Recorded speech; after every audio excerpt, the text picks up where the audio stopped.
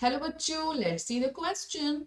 Formation of cartilage to bone involves deposition of bony matter by osteoblast and resorption by chondroclast.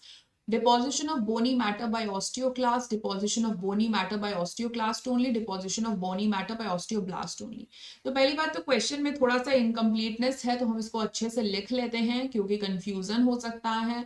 Formation of cartilage to bones होना चाहिए, यानी कि आपको पता है जो ऑसिफिकेशन का प्रोसेस होता है उसमें क्या होता है, जैसे अगर कोई बच्चा भी होता है, कोई बेबी भी रहता है, तो कार्टिलेज से पहले कार्टिलेजिनस एंडोस्केलेटन होता है, उसके बाद बोनी एंडोस्केलेटन बनता है. तो कार्टिलेज से जो बोन का ट्रांजिशन है ना, वो कैसे होता है ये इन्होंने क्वेश्चन में पूछा है. ठीक है, तो कैसे होता है बच्चों, तो पहला ऑप्शन हम देख लेते हैं, यानी कि हमारा क्या हो रहा है यहाँ पे, कार्टिलेज से बोन में तब्दीली हो रही है, जिसको कि हम बोलते हैं ऑसिफिकेशन.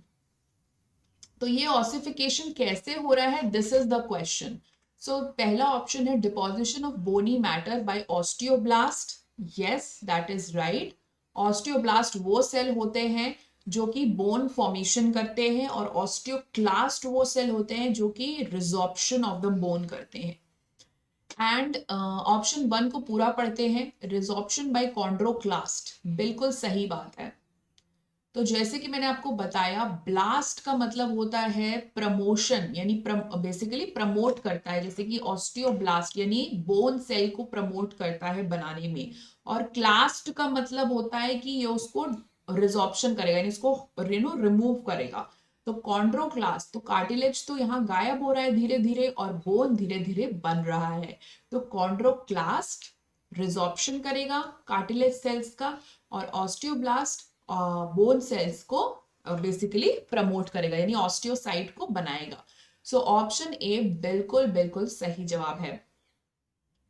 ऑप्शन बी दिया है deposition of bony matter by osteoclast.